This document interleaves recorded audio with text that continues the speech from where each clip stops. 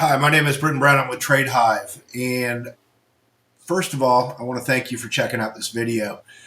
Listen, I make videos specifically for retail traders that want to become professionals that are more or less struggling, can't keep their prop firm XFAs, and I think that's what they're called, or maybe can't keep their funded accounts in the prop world, and help them transition over into more from a retail thought process to an institutional thought process, and to get out of this mindset of just going all in on trades. This is all about risk management. And so I did a video yesterday. If you haven't checked that out, please go look at it, watch it. It is set up to teach you the fundamentals of really how I approach putting trades together, how I put my bias together. And if you're unfamiliar with me, which you probably are, trading is a lonely world. I just started doing these videos just because I really got tired of seeing the BS out there and then seeing all the statistics. As I mentioned in the video, I think yesterday or maybe it was the day before, the average funded trader on a prop account lasts 22 days. And it's because you're getting crappy education.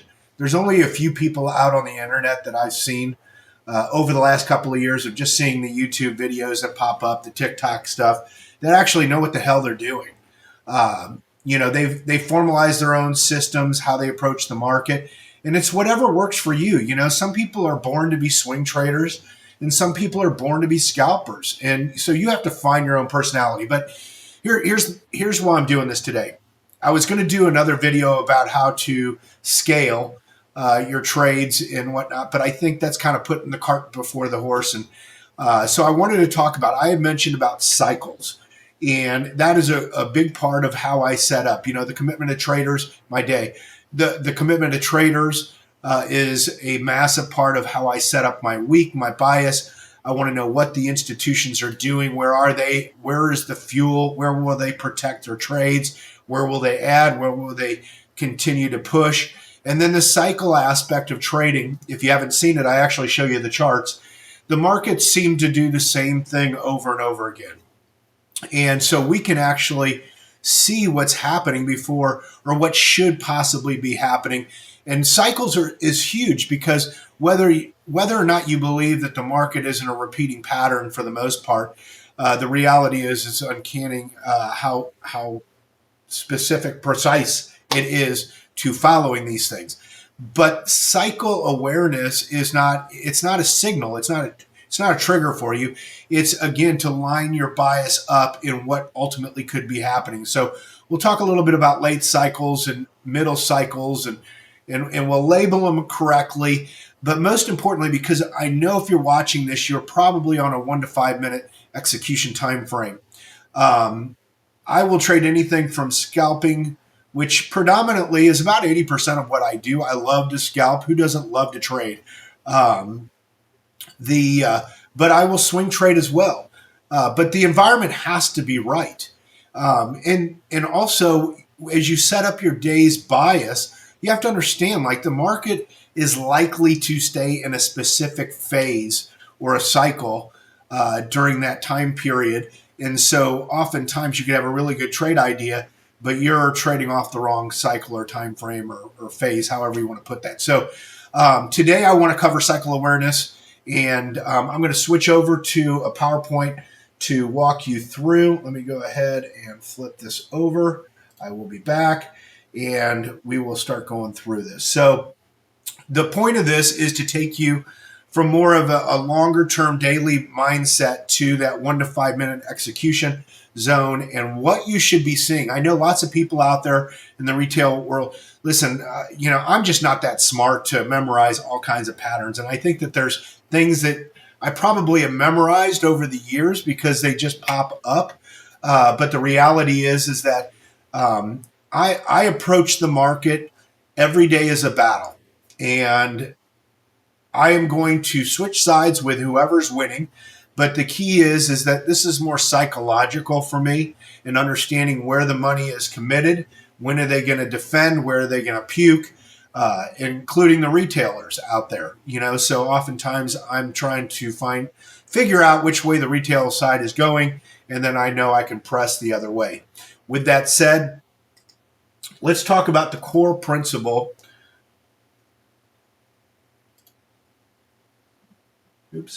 Let's talk about the core principle behind cycles. And for me, this is a non-negotiable situation of approaching the market. Cycles define the behavior. Structure defines the location, with risk in mind always. Obviously, we all look for the targets and we all look at the profits, but risk is the most important. So, locate. You can have a great trade idea in a terrible location, get stopped out, and the trade works. You're just not. And most of that is because you don't understand where we are in the cycle. And it's a real simple explanation for you. You are better off and you will be more profitable never trading in the middle of a range. That is the chop. That is where they grind you to a pulp.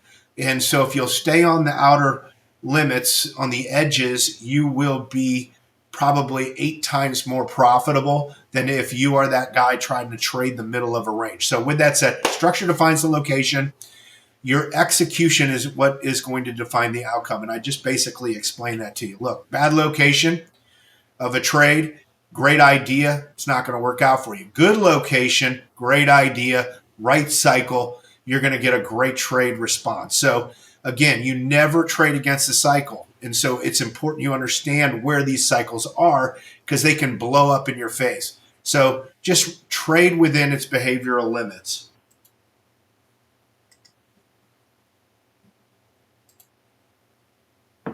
All right, let's talk about step 1. And that's before the session begins, you need to label, write it down on a piece of paper, identify what phase you're in. And really, there is only 4 phases that you have to be able to discern where this market is. And that is, in phase 1, we're in reaccumulation. That's where we bottom out. Phase 2 is when we start to break out of the bottoms. And we're going to talk about how to identify these things, okay? And phase 3 is when we start to crest. And then phase 4 is the distribution aspect of, or I should say the result of the distribution aspect of phase 3, and that is the descent. So here's my rule. If I can't confidently label what phase I'm in, and I'm going to be scalping, I'm going to be trading at my minimum size allocated risk. And I'm going to be very cautious. I'm not looking for runners. I'm just scalping for 10 or 20 handles in the NASDAQ. Regardless of what you trade, even better, don't even trade it.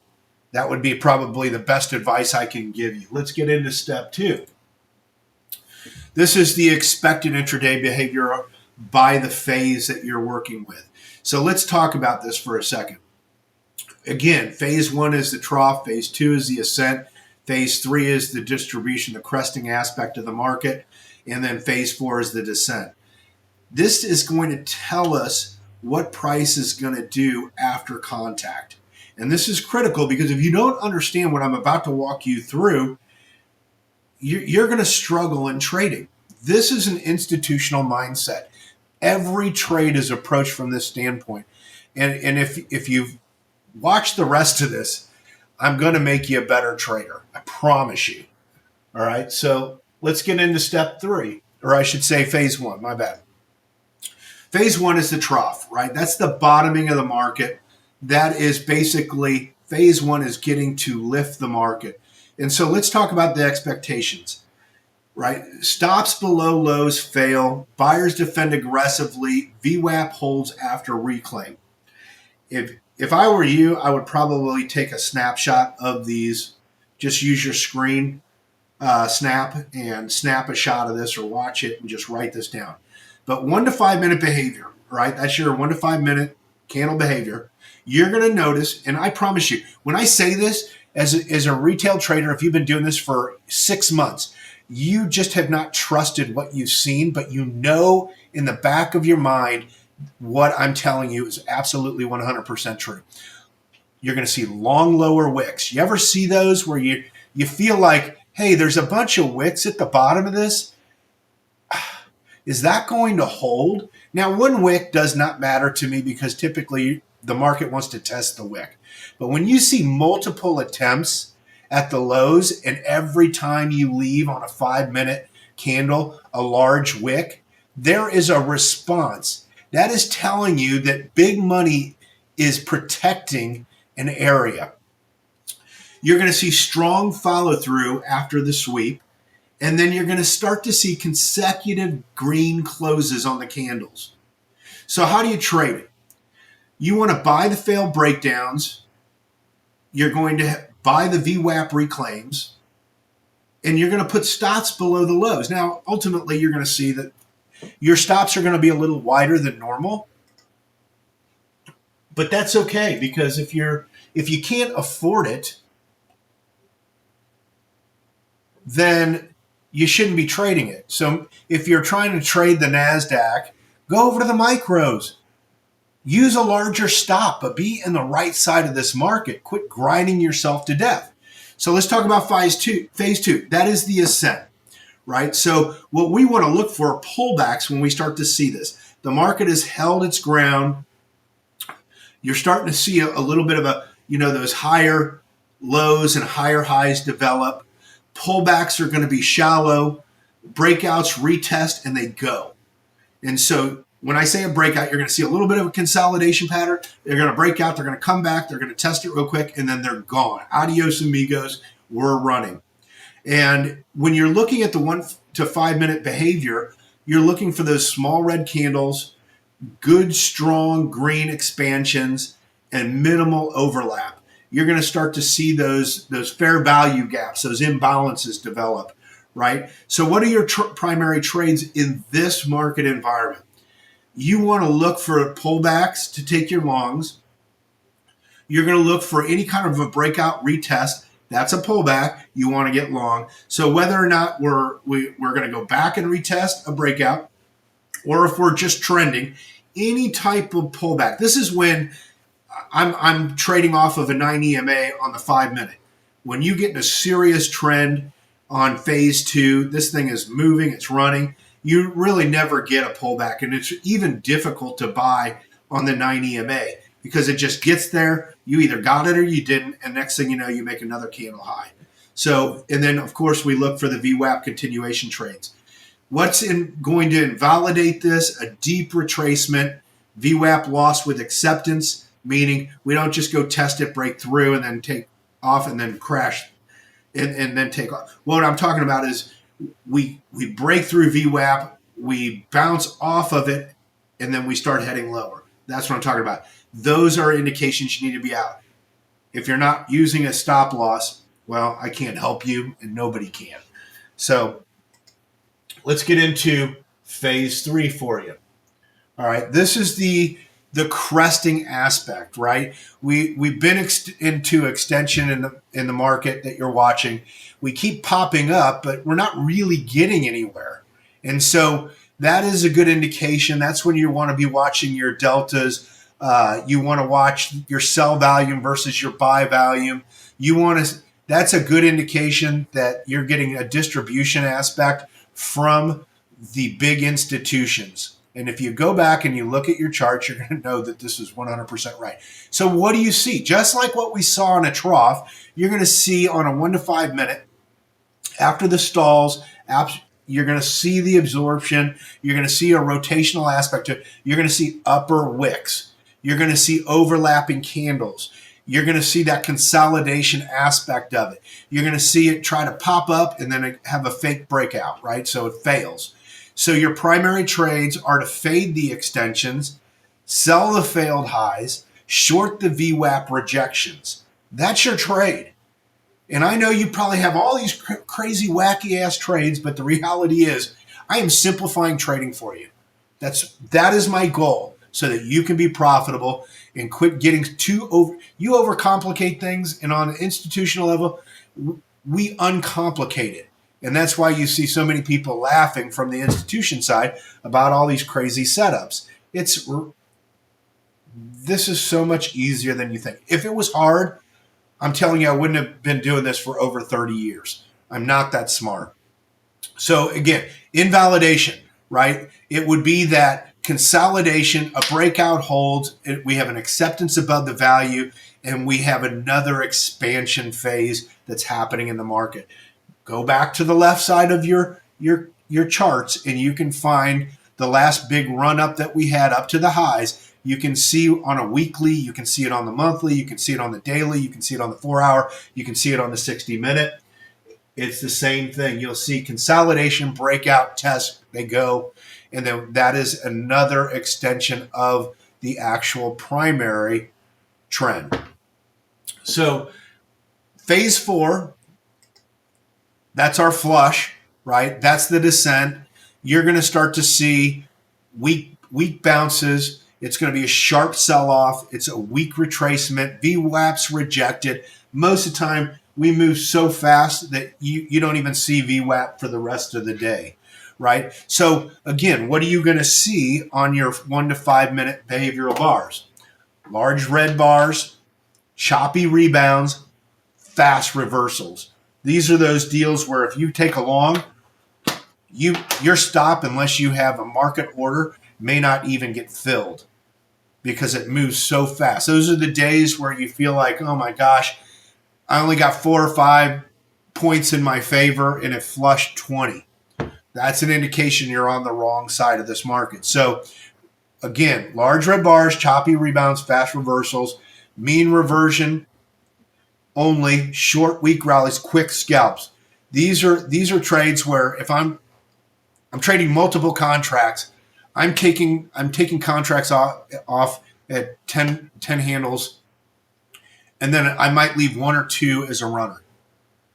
But immediately I've adjusted my risk so that I'm in a profitable situation. For me, it's really simple. If I'm in more of a descent phase 4 atmosphere, a choppy market, maybe we could be in the primary aspects of a trough on phase 1. But we're not there yet. The market hasn't turned. I'm in scalp mode only, no swing trades. I'm not looking for anything to really run. Do occasionally you get one? Yeah, sure. And that's why I let one go.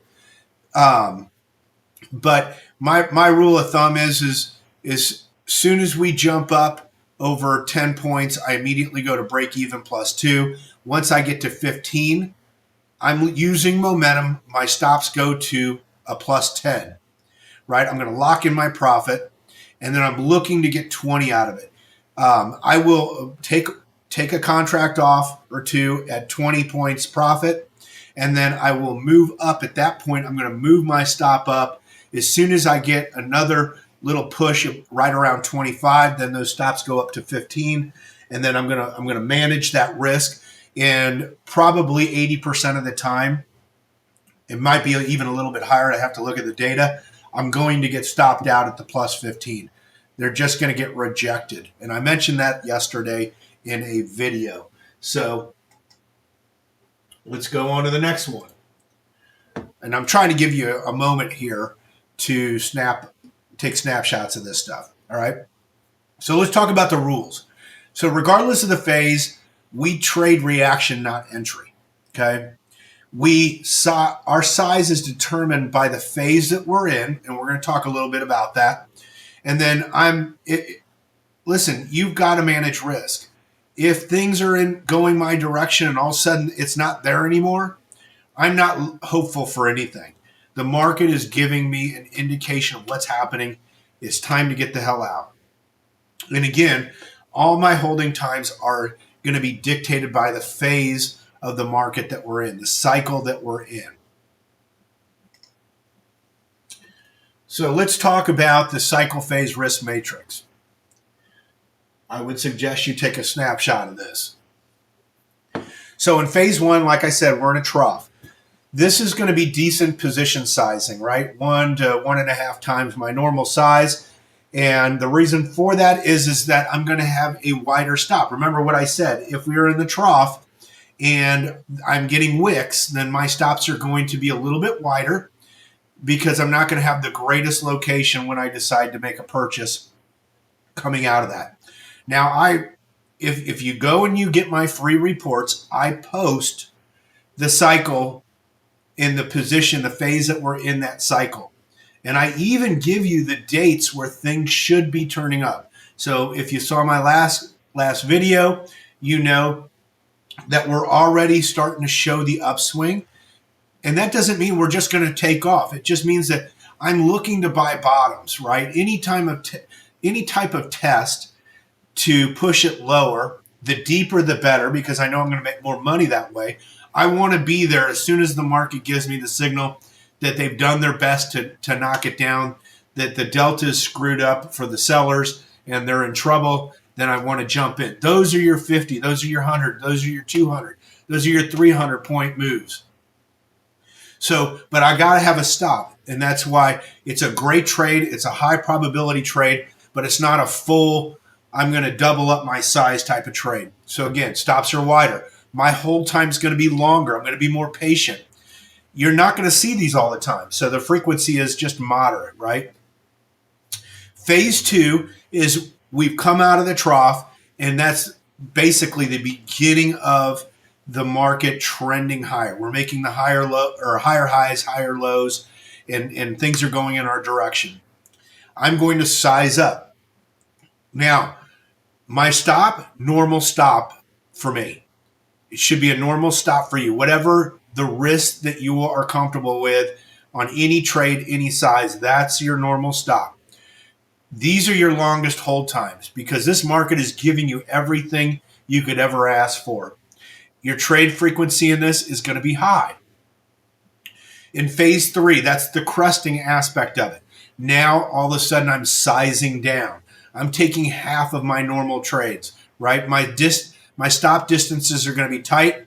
My hold times are short. Any time that this market starts to show me that I'm on the wrong side or it's losing steam because this is a volatility aspect trade, I'm going to get out of the market, let it breathe, and all I'm doing in that position is I'm just trading off of exhaustion, using delta, using footprint, using order flow, using the volume profiles for selective trading.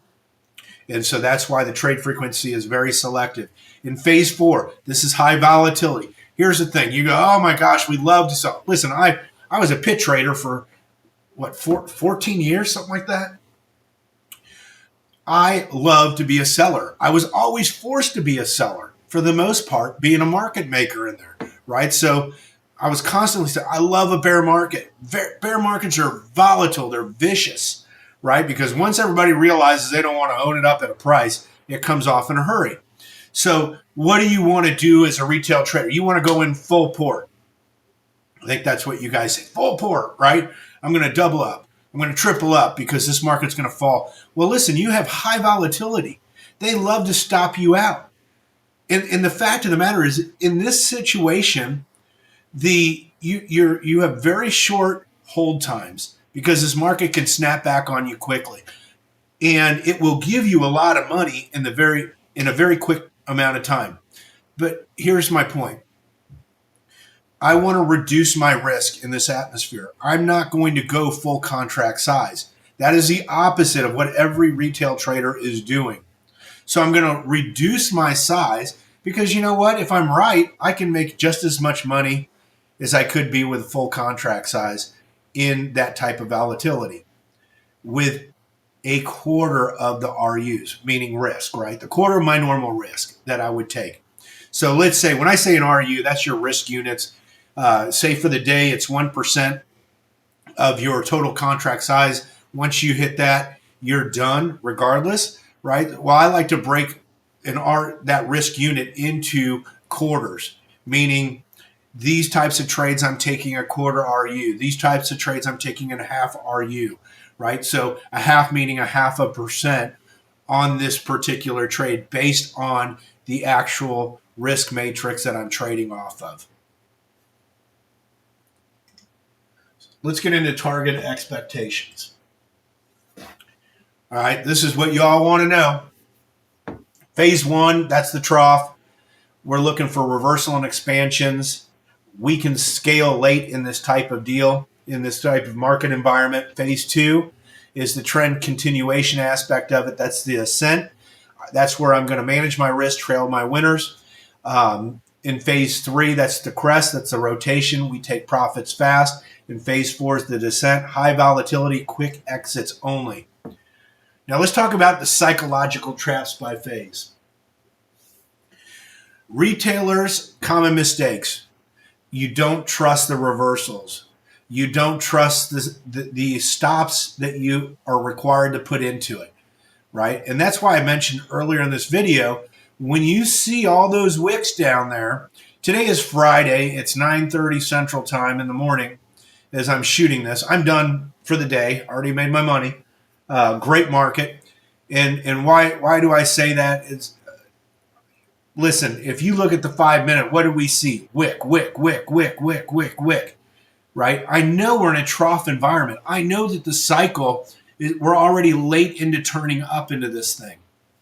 I'm looking for those attempts by the bears to try to take this lower. Lower is better for me because then you have higher profitability ratios. So look at those wicks. If you come down, I looked over and I'm like, okay, we had a big, decent seller sold 232 contracts down at 24,799 and a quarter.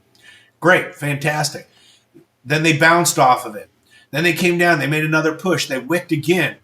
They had a light seller at 78 contracts at 24,800, right at 24,800. Okay, fantastic. They jumped back up. They had a nice little rally out of that. Then they made one push. When did that one big push come? 845. Tried to scare everybody out that got in on the long side as they're developing the anchored VWAP for the day. They push down, make a new low, spit everybody out. They leave a big wick. The very next bar on the 5 minute, another wick. I don't know how many signs I can give you that you should be buying. And I'm not, when I say this, like, listen, if you go back and you look at that chart on the 5 minute, please do. Right? Because here's the thing. If you bought that wick and they basically made a double low at 8:30 and you got long, that was a 100-point move. Then they brought it all the way down to stop everybody out. You should be out of that trade. You're too early on the opening. We haven't even gotten to that place where we could have an opening range breakout, an orb, on the 15 minute. You know that how these guys work. They're going to go down and stop you out. If you were that greedy, you're out. You're done. But again, they give you another opportunity. Most guys, they cash it in there and they don't come back because they've blown up their account. If you're playing this smart enough, you see that, you leave another wick and another wick. It's get on for the ride. I mean, this is so freaking stupid simple. It's ridiculous. Okay, so again, phase one, you don't trust the reversals. Phase two, the common mistake retail traders make is they don't know that they're in phase two, and so they just scalp. And you're having a great day. You're having a great 4 or 5 days or 10 days or 15 days. You're like, oh, I'm the man. Look at my account. I passed my prop account. Now I'm an XFA holder, and now I'm making money. And I got my first payout coming. And all of a sudden you go broke. Why? Because now we're cresting. And you're chasing the breakouts. And you gave everything back because you don't know what phase, what cycle we are in on the long-term cycle, and you don't know what phase we are in on the cycle that you're trading when it comes to structure. And that's why this is so important. This is why I made this for you. I want to see you succeed. So then once we get to the common denominator for phase four, and that's the descent, you get caught. You start overtrading the noise. The volatility is high. You have participants coming in with large size sweeping the book. By the way, you know why the volatility is like that? Because when they get like that, the market makers stand aside. It's just like when we have an economic number and you see the book completely clear out. That's the market makers stepping aside from the market and saying, go for it, I'll reset and I'll come back to the market. They're allowed to do that, by the way. So it's important that you understand that. All right. Next phase. Daily playbook checklist. Before the open, you want to identify the cycle phase. Well, that's easy. I give it to you. I pay for all this stuff and I give it to you at no cost. I want you to succeed. Right? I'm tired of professional traders saying and laughing that 96% of you will fail within 20 days. Right? Let's change that. I want to see that change for you. All right. Number 2, mark your key structure points. Put a VWAP, anchor VWAP, have a longer term VWAP, right? I always keep a quarterly and annual VWAP on my chart. It's important that you know where we are, right? Because this is what institutions are watching. You want to adjust your size per the matrix I gave you. You want to define the expected reaction and trade only when the behavior matches the phase. If it doesn't match, just stand down. It's okay. The best trades in the world are the ones that you just step aside and sit on your hands, right? You're conserving capital. And if you can't understand that, well, you're never going to make it as a trader. So here's my final doctrine for you. When cycle, structure, and reaction align, we're going to press our trades. All right? When we're missing even one missing link out of this thing, your job is to protect your capital. No trade is a trade in itself. All right? So this is how discretionary traders become systematic traders without losing your intuition. And that's really such a huge statement right there for you as I finish this up for you. And that is that, for years I was an intuitive trader. The hardest part about going from the pit over to a screen is learning how to be systematic without losing my intuition. The cool part is once you start to realign these things or align those things together, they become a huge edge for you because now you can start to put things together that give you confirmation for your trade. Anyway, I hope this is helpful. Like I said in my last video, I hope 10 years from now you're still here. You send me an email or a text or whatever, and you tell me, hey, thank you very much. That was such a difference maker for you. That's why I'm doing these things for you. Listen, I'm here. If you ever have a question, you need some help, whatever, please contact me. I have no problem. Want to see you succeed. Make money for your family. Bless your community, right? That's why we do these things, right? This is the greatest business in the world. I appreciate your time. Please give me a thumbs up. That would be super awesome. I'm going to make these videos for a while. And if the retail trader can't seem to figure out the kind of goal I'm giving them, and that's not a prideful statement, I will get frustrated and I will just give up on this. Again, I see what you're watching and I see the people that you're learning from, and that is not how you're ever going to become a professional trader. So unless you have the money to take on what those so-called gurus do, where they invest $300,000 throughout the year on blown accounts to make $1 million on going YOLO on all their trades, that's not a bad business proposition. I mean, if you look at it, it's not a bad model, right? You're making $700K, plus you guys are paying them for the tradertainment. I don't understand this. My God. Listen, if you don't follow me, follow somebody that has some years of experience.